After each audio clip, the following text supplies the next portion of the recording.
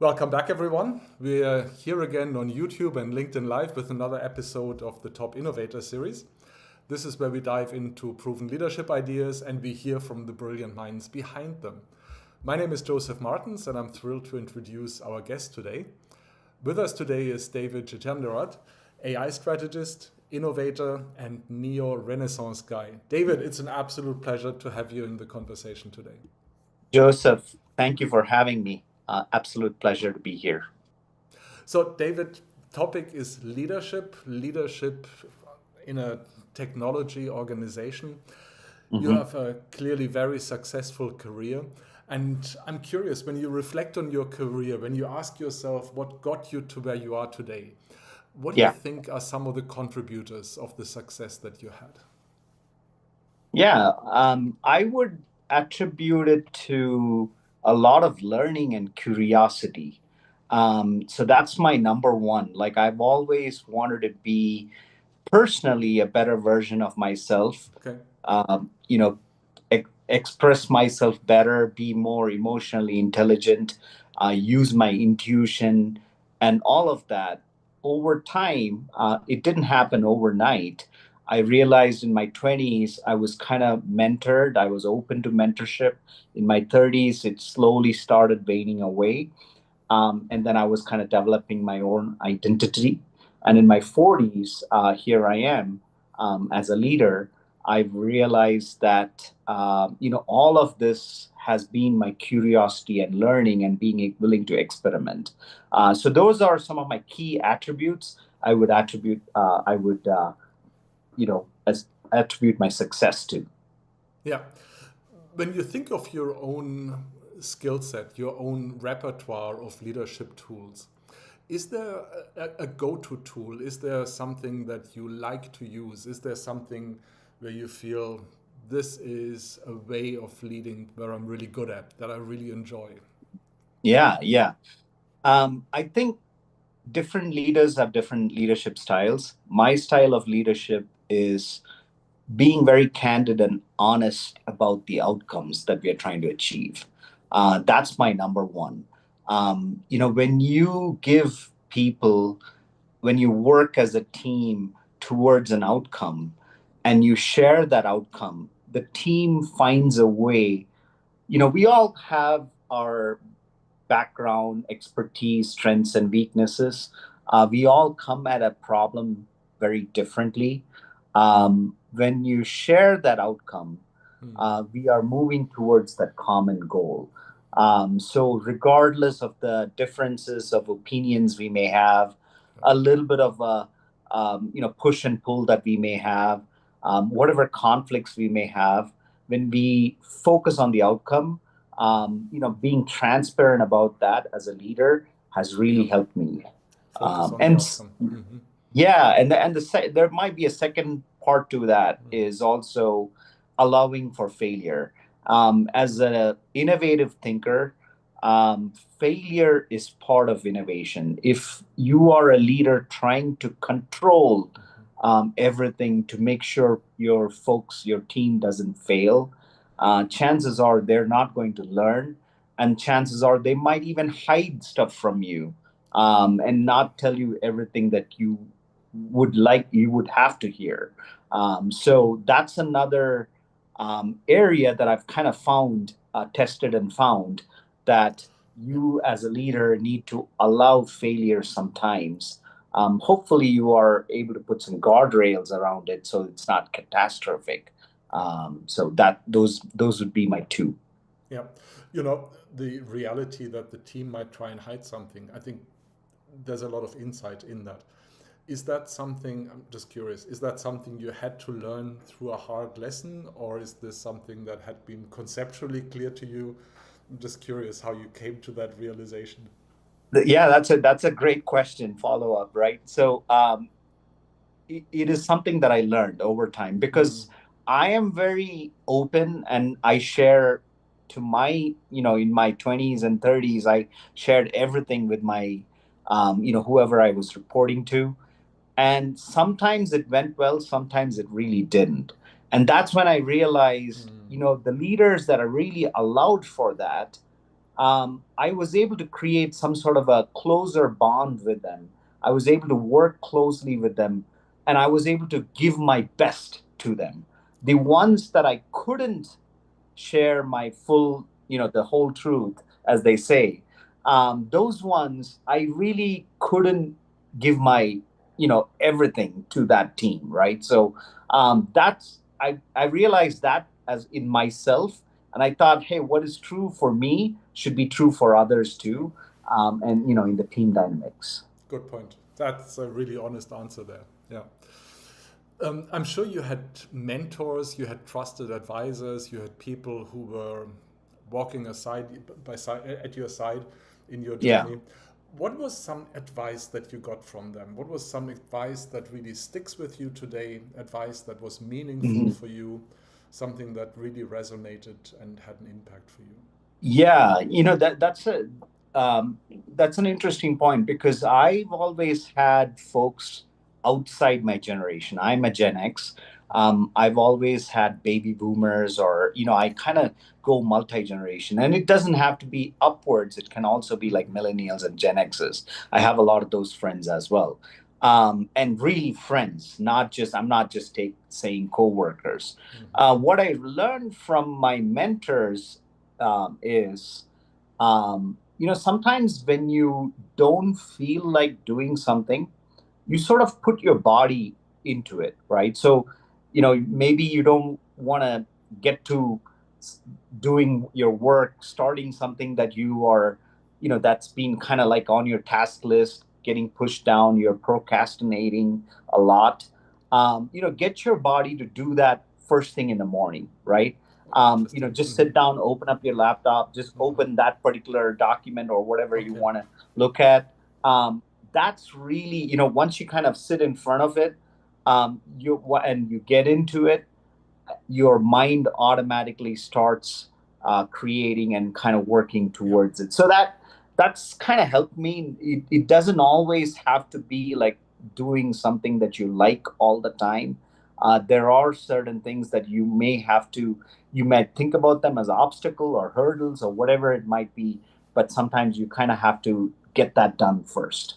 Yeah, I really like that. Reminds me, isn't there a book, Eat the Frog First or something like that, that talks about doing the thing first that you like least? I love that. That's right.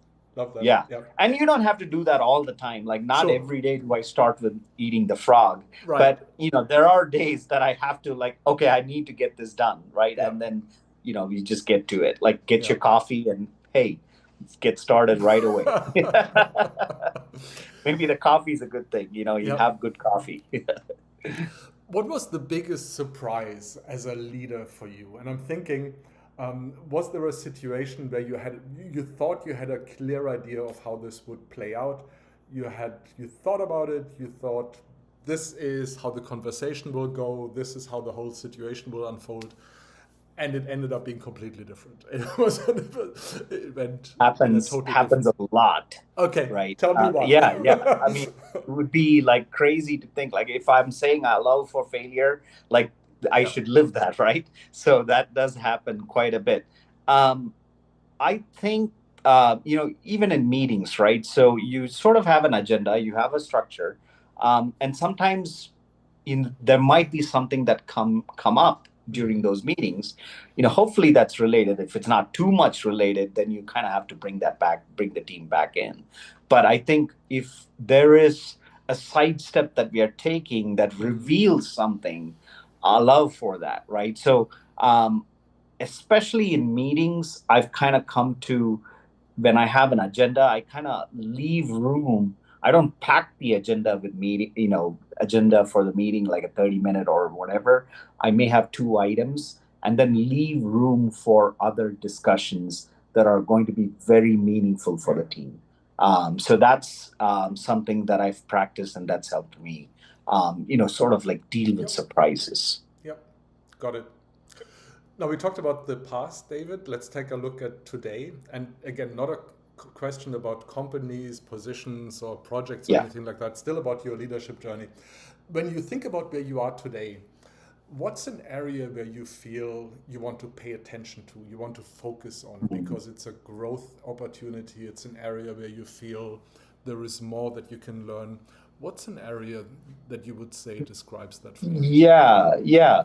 I'm sort of interested in the people aspect of it lately. That's something that I'm wanting to grow personally for myself. Like if I call myself a neo-Renaissance man, I think growth and learning is a mindset that I'm going to practice for the rest of my life, even when I'm an 80-year-old man. If from in that aspect, what is interesting to me is sort of I've realized vulnerability is sort of being used as a way of manipulation these days. Um, and I'm being very honest and candid. This might be a little controversial. The Brené Brown vulnerability factor is a way for leaders to share something that they are okay sharing as a vulnerable thing. And then they expect something in return and to create some sort of a bond so that they can manipulate. I am extremely sort of suspicious of this sort of Yeah. a team dynamic. I am more interested in sort of sharing certain analog experiences outside. Since I'm in tech, I'm a leader in tech. I'm interested in sharing something that's analog, perhaps a book club or perhaps, like a music activity or something like that. That's taking us away now.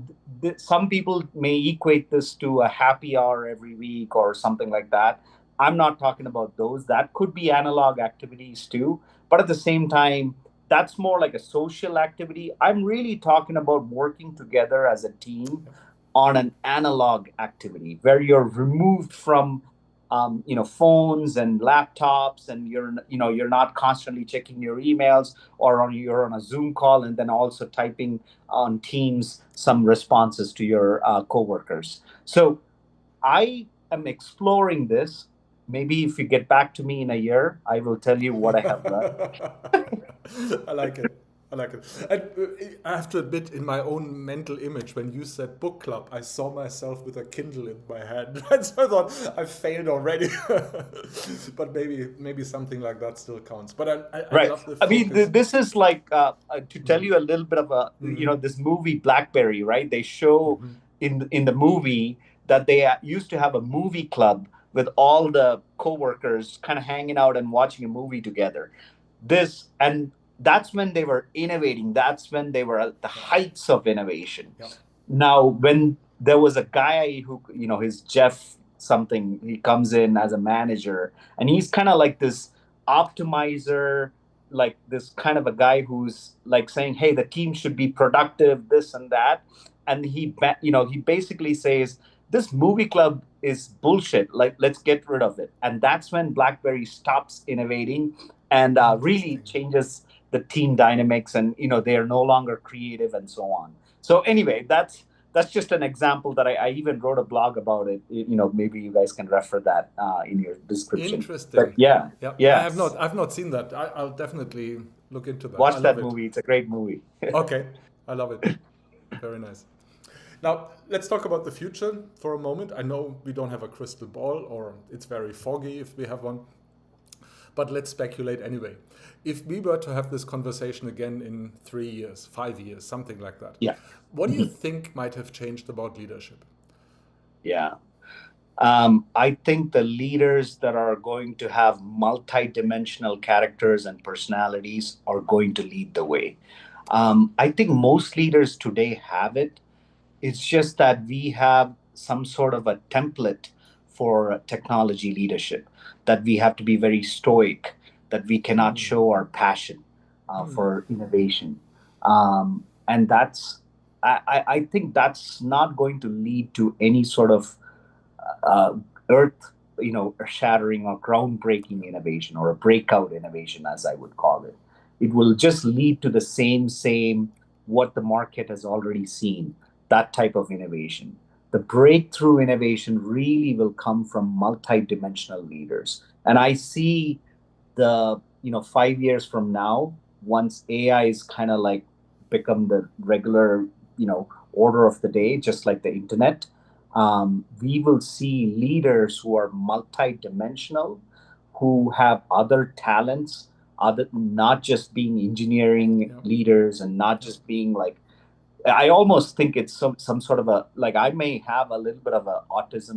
I might be on the spectrum, but it's like I fine tuned my autism, like where I am on the autism spectrum. Like people have to really explore other dimensions beyond just technology. You Okay. know, so that's kind of what I would say. That's the type of leadership that will actually thrive and prosper in the future. Again, Yeah. that's my Interesting. crystal ball answer. Yep, yep, yep. And you're certainly right. There are stereotypes about tech leaders, and I think you described them well. That's absolutely right. Yeah. Let me ask you a last question, and then we'll land the plane, David.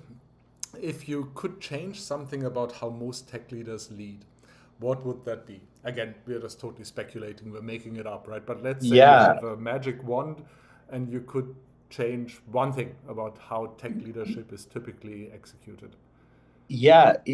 Actually, intelligence is being more and more commoditized, right? As we know in the AI age.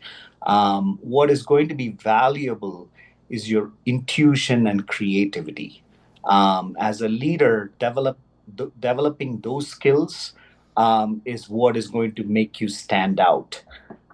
When I started my career, like in my 20s and my 30s, I saw these engineers, like, who's written protocols, TCP/IP, and all these guys. They'd have stack of engineering books in their background, and those are the ones that became like directors and VPs of technology and so on. That trend is going to go away.